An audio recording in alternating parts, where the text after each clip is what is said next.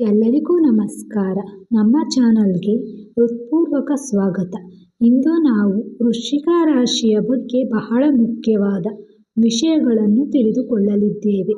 ವಿಶೇಷವಾಗಿ ಈ ಆಗಸ್ಟ್ ಕೊನೆಯ ದಿನಾಂಕಗಳಲ್ಲಿ ನಿಮ್ಮ ಜೀವನದಲ್ಲಿ ಏನಾಗಲಿದೆ, ನಿಮ್ಮ ಜಾತಕ ಹೇಗಿರುತ್ತದೆ, ನೀವು ಯಾವ ರೀತಿಯ ಆರ್ಥಿಕ ಸಮಸ್ಯೆಗಳನ್ನು ಎದುರಿಸುತ್ತಿದ್ದೀರಿ, ಅಲ್ಲದೆ ನಿಮ್ಮ ಜೀವನದಲ್ಲಿ ಬರುವ ಡಿ ಅಕ್ಷರದ ವ್ಯಕ್ತಿ ಹೇಗೆ ಪರಿಣಾಮ ಬೀರುತ್ತಾನೆ, ನರಘೋಷದ ಪ್ರಭಾವ ನಿಮ್ಮ ಮೇಲೆ ಎಷ್ಟು ಇದೆ, ಅದಕ್ಕೆ ಯಾವ ಪರಿಹಾರಗಳನ್ನು ಮಾಡಬೇಕು, ನಾನು ಈ ಎಲ್ಲ ವಿಷಯಗಳನ್ನು ನಿಮಗೆ ವಿವರವಾಗಿ ವಿವರಿಸಲಿದ್ದೇನೆ. ಆದ್ದರಿಂದ ನೀವು ಈ ವಿಡಿಯೋವನ್ನು ಬಿಟ್ಟು ಬಿಡದೆ ಮಾಡದೆ ಕೊನೆಯವರೆಗೂ ನೋಡಿ, ಏಕೆಂದರೆ ನೀವು ಈ ವಿಡಿಯೋವನ್ನು ಸಂಪೂರ್ಣವಾಗಿ ನೋಡಿದರೆ ಮಾತ್ರ ನಿಮಗೆ ಸಂಪೂರ್ಣ ವಿಷಯ ಸ್ಪಷ್ಟವಾಗಿ ಅರ್ಥವಾಗುತ್ತದೆ. ಮಧ್ಯದಲ್ಲಿ ಸ್ಕಿಪ್ ಮಾಡಿದರೆ ನೀವು ಪ್ರಮುಖ ಅಂಶಗಳನ್ನು ಕಳೆದುಕೊಳ್ಳುತ್ತೀರಿ, ನಂತರ ನಿಮಗೆ ಸಂಪೂರ್ಣವಾಗಿ ಅರ್ಥವಾಗುವುದಿಲ್ಲ. ಮತ್ತು ವಿಡಿಯೋವನ್ನು ಪ್ರಾರಂಭಿಸುವ ಮೊದಲು ಒಂದು ಸಣ್ಣ ವಿನಂತಿ, ನೀವು ಈ ವಿಡಿಯೋವನ್ನು ಇಷ್ಟಪಟ್ಟರೆ ವೃಶ್ಚಿಕ ರಾಶಿಯವರೇ ನಂತರ ಇದನ್ನು ಲೈಕ್ ಮಾಡಿ ಮತ್ತು ಈ ವಿಡಿಯೋವನ್ನು ನಿಮ್ಮ ಸ್ನೇಹಿತರು ಮತ್ತು ಕುಟುಂಬದೊಂದಿಗೆ ಹಂಚಿಕೊಳ್ಳಿ. ಮತ್ತು ನೀವು ನಮ್ಮ ಚಾನಲನ್ನು ಮೊದಲ ಬಾರಿಗೆ ನೋಡುತ್ತಿದ್ದರೆ ಸಬ್ಸ್ಕ್ರೈಬ್ ಮಾಡಲು ಮರೆಯದಿರಿ. ನಿಮ್ಮ ಬೆಂಬಲ ನಮಗೆ ಬಹಳ ಮುಖ್ಯ. ಹೆಚ್ಚಿನ ವಿಳಂಬವಿಲ್ಲದೆ ವಿಡಿಯೋಗೆ ಹೋಗೋಣ. ವೃಶ್ಚಿಕ ರಾಶಿಯವರಿಗೆ ಆಗಸ್ಟ್ ಕೊನೆಯ ಹಂತವು ಬಹಳ ನಿರ್ಣಾಯಕವಾಗಿರುತ್ತದೆ ಮತ್ತು ಚಿಂತನೆಯಲ್ಲಿ ಕೆಲವು ಬದಲಾವಣೆಗಳನ್ನು ತರುತ್ತದೆ. ಈ ಸಮಯದಲ್ಲಿ ನೀವು ನಿಮ್ಮ ಗ್ರಹಗಳ ಸ್ಥಾನಗಳನ್ನು ನೋಡಿದರೆ, ವಿಶೇಷವಾಗಿ ಮಂಗಳ ನಿಮ್ಮ ರಾಶಿಯ ಅಧಿಪತಿಯಾಗಿರುವುದರಿಂದ ನಿಮ್ಮ ಧೈರ್ಯ ಮತ್ತು ಆತ್ಮವಿಶ್ವಾಸ ಹೆಚ್ಚಾಗುತ್ತದೆ. ಆದರೆ ಅದೇ ಸಮಯದಲ್ಲಿ ಶನಿಯ ಪ್ರಭಾವವು ಸ್ವಲ್ಪ ನಿಧಾನತೆಯನ್ನು ಮತ್ತು ನೀವು ಮುಂದೆ ಯೋಚಿಸುವ ಪರಿಸ್ಥಿತಿಯನ್ನು ತರುತ್ತದೆ. ಗುರುಗ್ರಹವು ನಿಮಗೆ ಸ್ವಲ್ಪ ರಕ್ಷಕನಾಗಿರುತ್ತದೆ ಮತ್ತು ನೀವು ತೆಗೆದುಕೊಳ್ಳುವ ನಿರ್ಧಾರಗಳನ್ನು ಮಾರ್ಗದರ್ಶನ ಮಾಡಲು ಸಹಾಯ ಮಾಡುತ್ತದೆ. ರಾಹು ಕೇತುವಿನ ಪ್ರಭಾವದಿಂದಾಗಿ ಕೆಲವು ಅನಿರೀಕ್ಷಿತ ಘಟನೆಗಳು ಮತ್ತು ಸಣ್ಣ ಮಾನಸಿಕ ಗೊಂದಲಗಳು ಉಂಟಾಗುತ್ತವೆ. ನೀವು ಕೆಲವು ತೊಂದರೆಗಳನ್ನು ಸಹ ಅನುಭವಿಸಬಹುದು, ಆದರೆ ನೀವು ಸ್ಥಿರವಾಗಿರಲು ಸಾಧ್ಯವಾದರೆ ಇವು ಒಂದು ದೊಡ್ಡ ಸಮಸ್ಯೆಗಳಲ್ಲ. ಈ ಅವಧಿಯಲ್ಲಿ ನಿಮ್ಮ ಆಲೋಚನೆಗಳು ಬಹಳಷ್ಟು ಬದಲಾಗುತ್ತವೆ. ನೀವು ಹಿಂದೆ ಮಾಡಿದ ಎಲ್ಲ ವಿಷಯಗಳು ಮತ್ತು ನಿಮ್ಮ ಜೀವನದಲ್ಲಿ ನಡೆದ ವಿಷಯಗಳು ಮತ್ತೆ ಮನಸ್ಸಿಗೆ ಬರುತ್ತವೆ. ಇದು ಸ್ವಲ್ಪ ಒತ್ತಡವನ್ನು ಉಂಟು ಮಾಡಬಹುದು, ಆದರೆ ಅದೇ ಸಮಯದಲ್ಲಿ ಇದು ನಿಮಗೆ ಹೊಸ ಮಾರ್ಗಗಳನ್ನು ಸಹ ತೋರಿಸುತ್ತದೆ. ನೀವು ಕೆಲವು ಪ್ರಮುಖ ನಿರ್ಧಾರಗಳನ್ನು ತೆಗೆದುಕೊಳ್ಳಬೇಕಾಗಬಹುದು, ವಿಶೇಷವಾಗಿ ಉದ್ಯೋಗ ಮತ್ತು ವ್ಯವಹಾರದ ವಿಷಯದಲ್ಲಿ. ಯಾರ ಮಾತುಗಳನ್ನು ಕೇಳದೆ ಮತ್ತು ತಕ್ಷಣ ನಿರ್ಧಾರ ತೆಗೆದುಕೊಳ್ಳದೆ ನಿಮ್ಮ ಅನುಭವವನ್ನು ನಂಬಿ ಮುಂದುವರಿಯುವುದು ಉತ್ತಮ. ಆರ್ಥಿಕವಾಗಿ ಈ ಸಮಯ ಮಿಶ್ರ ಫಲಿತಾಂಶಗಳನ್ನು ನೀಡುತ್ತದೆ. ನಿಮ್ಮ ಆದಾಯ ಸ್ಥಿರವಾಗಿದ್ದರೂ ಖರ್ಚುಗಳು ಹೆಚ್ಚಾಗುವ ಸಾಧ್ಯತೆ ಹೆಚ್ಚು, ವಿಶೇಷವಾಗಿ ಅನಗತ್ಯ ವೆಚ್ಚಗಳು ಮತ್ತು ಹಠಾತ್ ವೆಚ್ಚಗಳು ನಿಮ್ಮ ಬಜೆಟ್ಗೆ ಸ್ವಲ್ಪ ಹಾನಿಯನ್ನುಂಟು ಮಾಡಬಹುದು. ಅದಕ್ಕಾಗಿಯೇ ಈ ಸಮಯದಲ್ಲಿ ನಿಮ್ಮ ಖರ್ಚುಗಳನ್ನು ನಿಯಂತ್ರಿಸುವುದು ನಿಮಗೆ ಬಹಳ ಮುಖ್ಯ. ಯಾರಿಗಾದರೂ ಹಣವನ್ನು ಸಾಲವಾಗಿ ನೀಡುವುದು ಮತ್ತು ಹೊಸ ಹೂಡಿಕೆಗಳನ್ನು ಮಾಡುವಂತಹ ವಿಷಯಗಳಲ್ಲಿ ನೀವು ಜಾಗರೂಕರಾಗಿರಬೇಕು. ನೀವು ಎಲ್ಲೋ ಹೂಡಿಕೆ ಮಾಡಲು ಬಯಸಿದರೆ ನಿರ್ಧಾರ ತೆಗೆದುಕೊಳ್ಳುವ ಮೊದಲು ನೀವು 2 ಅಥವಾ 3 ಬಾರಿ ಯೋಚಿಸಬೇಕು. ಕುಟುಂಬ ವಿಷಯಗಳಲ್ಲಿ ಕೆಲವು ಮಿಶ್ರ ಪರಿಸ್ಥಿತಿ ಇರುತ್ತದೆ. ಕುಟುಂಬ ಸದಸ್ಯರೊಂದಿಗೆ ಸಣ್ಣ ಪುಟ್ಟ ಭಿನ್ನಾಭಿಪ್ರಾಯಗಳಿರಬಹುದು, ವಿಶೇಷವಾಗಿ ಮಾತಿನ ವಿಷಯಗಳಲ್ಲಿ. ಜಾಗರೂಕರಾಗಿರಿ. ನೀವು ಯೋಚಿಸಿದ್ದನ್ನು ತಕ್ಷಣ ಹೇಳುವುದರಿಂದ ಇತರರಿಗೆ ನೋವು ಉಂಟು ಆಗಬಹುದು. ಅದಕ್ಕಾಗಿ ನೀವು ಮಾತನಾಡುವಾಗ ಸ್ವಲ್ಪ ನಿಧಾನವಾಗಿ ಯೋಚಿಸಿದರೆ ಸಮಸ್ಯೆಗಳು ಕಡಿಮೆಯಾಗುತ್ತವೆ. ನಿಮ್ಮ ಸಂಗಾತಿಯೊಂದಿಗಿನ ಸಂಬಂಧವು ಸಾಮಾನ್ಯವಾಗಿರುತ್ತದೆ, ಆದರೆ ಕೆಲವು ವಿಷಯಗಳಲ್ಲಿ ತಿಳುವಳಿಕೆ ಬಹಳ ಮುಖ್ಯ. ಈ ಸಮಯ ಪ್ರೇಮ ವ್ಯವಹಾರಗಳಲ್ಲಿ ಸ್ವಲ್ಪ ಪರೀಕ್ಷೆಯಾಗಿರುತ್ತದೆ. ನೀವು ನಿಮ್ಮ ಭಾವನೆಗಳನ್ನು ಸರಿಯಾಗಿ ವ್ಯಕ್ತಪಡಿಸದಿದ್ದರೆ ತಪ್ಪು ತಿಳುವಳಿಕೆಗಳು ಉಂಟಾಗಬಹುದು. ನಿಮ್ಮ ಸಂಗಾತಿಯೊಂದಿಗಿನ ಮುಕ್ತವಾಗಿ ಮಾತನಾಡುವುದು ಬಹಳ ಮುಖ್ಯ. ಯಾರೊಬ್ಬರ ಮಾತುಗಳನ್ನು ಕೇಳುವುದು ಮತ್ತು ಅನುಮಾನಗಳನ್ನು ಹೊಂದಿರುವುದು ಒಳ್ಳೆಯದಲ್ಲ. ನೀವು ವಿಶ್ವಾಸವನ್ನು ಬೆಳೆಸಿಕೊಂಡರೆ ಸಂಬಂಧವು ಬಲಗೊಳ್ಳುತ್ತದೆ. ಆರೋಗ್ಯದ ವಿಷಯದಲ್ಲಿ ಈ ಸಮಯದಲ್ಲಿ ನೀವು ಸ್ವಲ್ಪ ಜಾಗರೂಕರಾಗಿರಬೇಕು. ವಿಶೇಷವಾಗಿ ಮಾನಸಿಕ ಒತ್ತಡ, ನಿದ್ರಾಹೀನತೆ ಮತ್ತು ತಲೆನೋವು ಮುಂತಾದ ಸಮಸ್ಯೆಗಳು ಉದ್ಭವಿಸಬಹುದು. ನೀವು ನಿಮ್ಮ ಆಹಾರದ ಬಗ್ಗೆಯೂ ಗಮನ ಹರಿಸಬೇಕು. ಹೊರಗಿನ ಆಹಾರವನ್ನು ಕಡಿಮೆ ಮಾಡಿ ಸಮಯಕ್ಕೆ ಸರಿಯಾಗಿ ತಿನ್ನುವುದು ಉತ್ತಮ. ಸಣ್ಣ ಪುಟ್ಟ ಲಕ್ಷಣಗಳನ್ನು ಸಹ ನಿರ್ಲಕ್ಷಿಸದೆ ನೀವು ತಕ್ಷಣ ಮುನ್ನೆಚ್ಚರಿಕೆಗಳನ್ನು ತೆಗೆದುಕೊಂಡರೆ ನೀವು ಯಾವುದೇ ದೊಡ್ಡ ಸಮಸ್ಯೆಗಳನ್ನು ಎದುರಿಸುವುದಿಲ್ಲ. ಈ ಸಮಯದಲ್ಲಿ ನಿಮ್ಮ ಆಧ್ಯಾತ್ಮಿಕ ಆಕರ್ಷಣೆ ಹೆಚ್ಚಾಗುತ್ತದೆ. ದೇವಾಲಯಗಳಿಗೆ ಹೋಗುವುದು, ಧ್ಯಾನ ಮಾಡುವುದು ಮತ್ತು ಮಂತ್ರಗಳನ್ನು ಪಠಿಸುವುದು ಮುಂತಾದ ವಿಷಯಗಳಲ್ಲಿ ನೀವು ಆಸಕ್ತಿಯನ್ನು ಹೆಚ್ಚಿಸುತ್ತೀರಿ. ನೀವು ನಿಮಗೆ ಮಾನಸಿಕ ಶಾಂತಿಯನ್ನು ನೀಡುತ್ತದೆ. ನಿಮ್ಮ ಭಯ ಮತ್ತು ಆತಂಕಗಳು ಇವುಗಳು ನಿಮಗೆ ಕಡಿಮೆ ಮಾಡುವ ಶಕ್ತಿಯನ್ನು ಸಹ ನೀಡುತ್ತವೆ. ಒಟ್ಟಾರೆಯಾಗಿ ಆಗಸ್ಟ್ ಕೊನೆಯ ಹಂತವು ವೃಶ್ಚಿಕ ರಾಶಿಯವರಿಗೆ ಒಂದು ಪರೀಕ್ಷೆಯಾಗಿರುತ್ತದೆ. ಆದರೆ ಅದೇ ಸಮಯದಲ್ಲಿ ನಿಮ್ಮೊಳಗಿನ ಶಕ್ತಿಯನ್ನು ಹೊರತರುವ ಸಮಯವೂ ಇದಾಗಿದೆ. ನೀವು ತಾಳ್ಮೆಯಿಂದಿದ್ದರೆ ಮತ್ತು ಬುದ್ಧಿವಂತ ನಿರ್ಧಾರಗಳನ್ನು ತೆಗೆದುಕೊಂಡರೆ ಈ ಅವಧಿಯನ್ನು ನಿಮ್ಮ ಪರವಾಗಿ ಪರಿವರ್ತಿಸಬಹುದು. ನೀವು ಆತುರಪಡದಿದ್ದರೆ ಮತ್ತು ಯಾರ ಪ್ರಭಾವಕ್ಕೂ ಒಳಗಾಗದಿದ್ದರೆ, ಆದರೆ ನಿಮ್ಮ ಗುರಿಯನ್ನು ಮನಸ್ಸಿನಲ್ಲಿಟ್ಟುಕೊಂಡು ಮುಂದುವರಿಯುತ್ತಿದ್ದರೆ ನೀವು ಉತ್ತಮ ಫಲಿತಾಂಶಗಳನ್ನು ಸಾಧಿಸಲು ಸಾಧ್ಯವಾಗುತ್ತದೆ.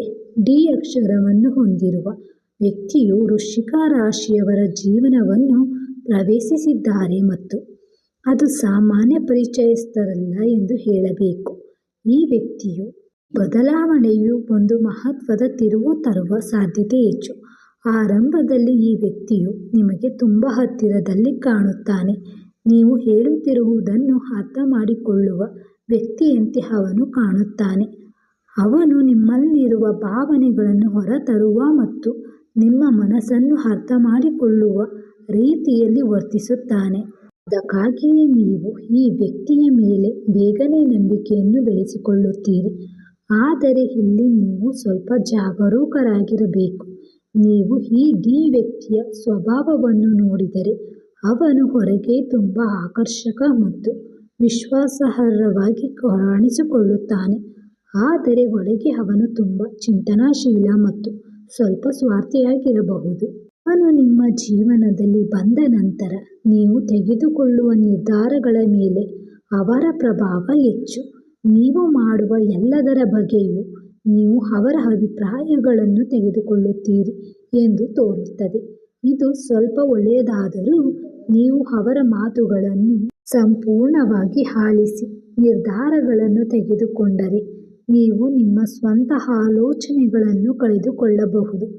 ಆರ್ಥಿಕವಾಗಿ ಈ ವ್ಯಕ್ತಿಯು ನಿಮಗೆ ಕೆಲವು ಉತ್ತಮ ಅವಕಾಶಗಳನ್ನು ತೋರಿಸಬಹುದು. ಹೊಸ ಹೂಡಿಕೆಗಳು, ಹೊಸ ಉದ್ಯೋಗಗಳು, ವ್ಯವಹಾರ ಕಲ್ಪನೆಗಳು. ಆದರೆ ಇಲ್ಲಿ ನೀವು ತುಂಬ ಜಾಗರೂಕರಾಗಿರಬೇಕು. ಅವರು ನಿಮಗೆ ಹೇಳುವ ಪ್ರತಿಯೊಂದು ಅವಕಾಶವನ್ನು ತಕ್ಷಣ ಸ್ವೀಕರಿಸುವುದು ಒಳ್ಳೆಯದಲ್ಲ. ನೀವು ಒಮ್ಮೆ ಅದನ್ನು ಸಂಪೂರ್ಣವಾಗಿ ಪರಿಗಣಿಸಬೇಕು ಮತ್ತು ಒಳಗೊಂಡಿರುವ ಅಪಾಯವನ್ನು ಅರ್ಥ ಮಾಡಿಕೊಂಡ ನಂತರವೇ ನೀವು ಮುಂದುವರಿಯಬೇಕು. ಇಲ್ಲದಿದ್ದರೆ ನೀವು ಸೋಲುವ ಸಂದರ್ಭಗಳನ್ನು ಎದುರಿಸಬಹುದು. ವಿಶೇಷವಾಗಿ ಹಣದ ವಹಿವಾಟುಗಳಲ್ಲಿ ಸ್ಪಷ್ಟತೆ ಇರಬೇಕು. ಯಾವುದೇ ಸಂದೇಹವನ್ನು ನಿವಾರಿಸಬೇಕು. ಈ ವ್ಯಕ್ತಿಯು ನಿಮ್ಮ ಮೇಲೆ ಭಾವನಾತ್ಮಕವಾಗಿ ಹೆಚ್ಚಿನ ಪ್ರಭಾವ ಬೀರುತ್ತಾನೆ.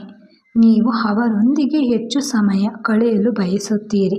ಅವರ ಮಾತುಗಳು ಮತ್ತು ನಡವಳಿಕೆಯು ನಿಮ್ಮ ಮೇಲೆ ಮ್ಯಾಜಿಕ್ನಂತೆ ಕೆಲಸ ಮಾಡುತ್ತದೆ.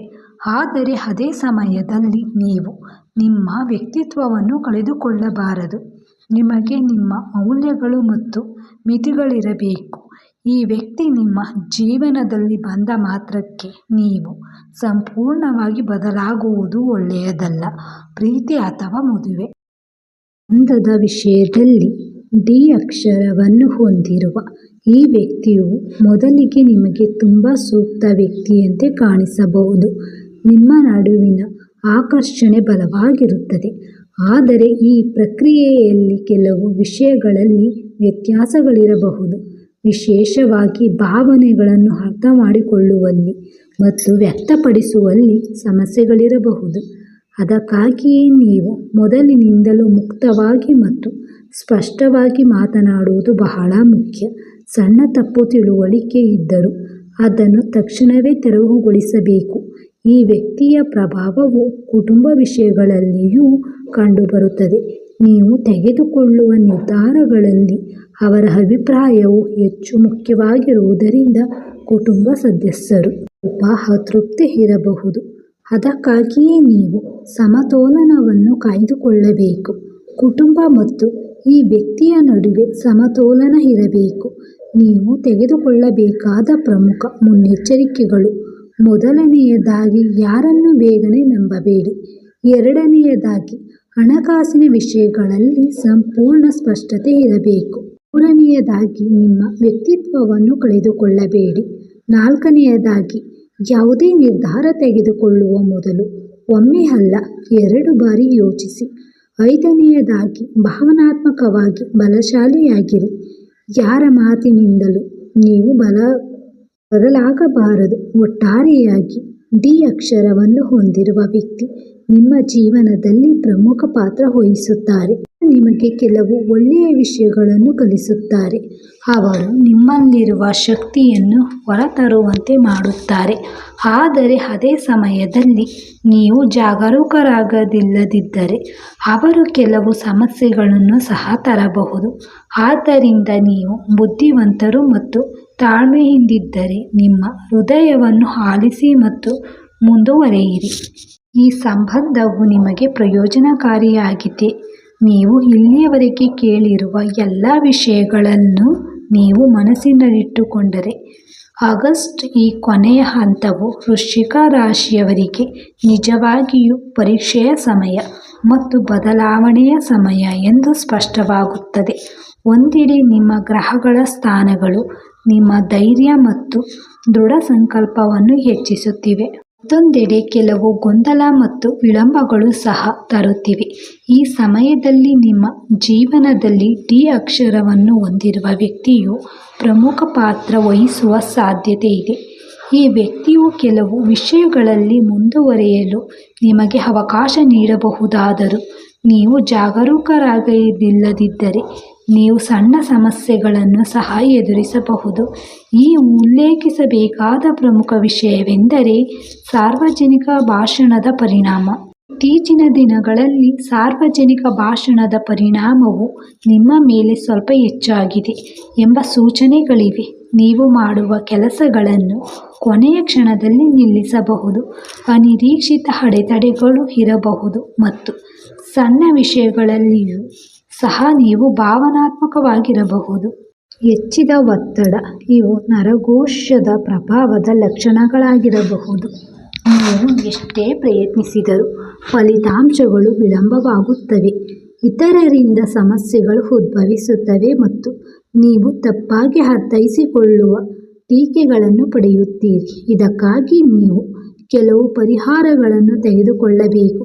ಪ್ರತಿದಿನ ಬೆಳಗ್ಗೆ ನೀವು ಎದ್ದ ತಕ್ಷಣ ಶುದ್ಧ ಸ್ನಾನ ಮಾಡಿ ದೇವರಿಗೆ ದೀಪ ಹಚ್ಚಲು ಪ್ರಾರಂಭಿಸಿ. ವಿಶೇಷವಾಗಿ ಹನುಮಂತ ಸ್ವಾಮಿ ದೇವಸ್ಥಾನಕ್ಕೆ ಹೋಗಿ ಪ್ರಾರ್ಥಿಸುವುದು ನಿಮಗೆ ಉತ್ತಮ ಫಲಿತಾಂಶಗಳನ್ನು ನೀಡುತ್ತದೆ. ಮಂಗಳವಾರ ಹನುಮಾನ್ ಚಾಲೀಸ್ ಓದುವುದು ಅಥವಾ ಕೇಳುವುದು ತುಂಬ ಉಪಯುಕ್ತವಾಗಿದೆ.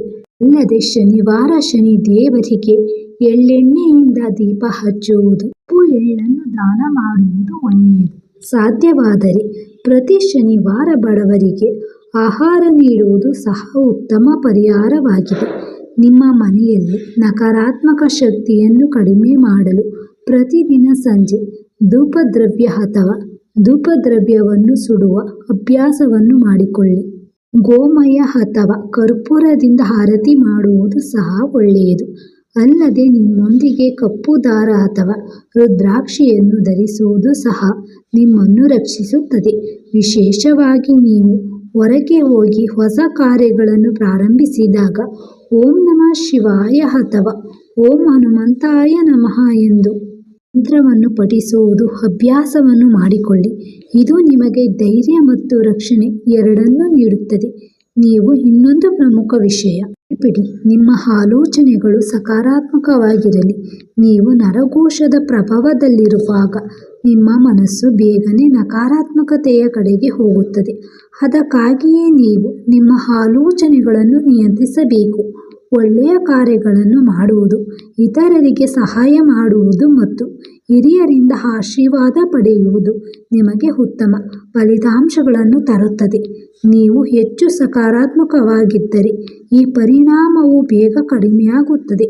ಒಟ್ಟಾರೆಯಾಗಿ ವೃಶ್ಚಿಕ ರಾಶಿಯವರು ಈ ಅವಧಿಯಲ್ಲಿ ಭಯಪಡುವ ಅಗತ್ಯವಿಲ್ಲ, ಆದರೆ ಜಾಗರೂಕರಾಗಿರುವುದು ಬಹಳ ಮುಖ್ಯ.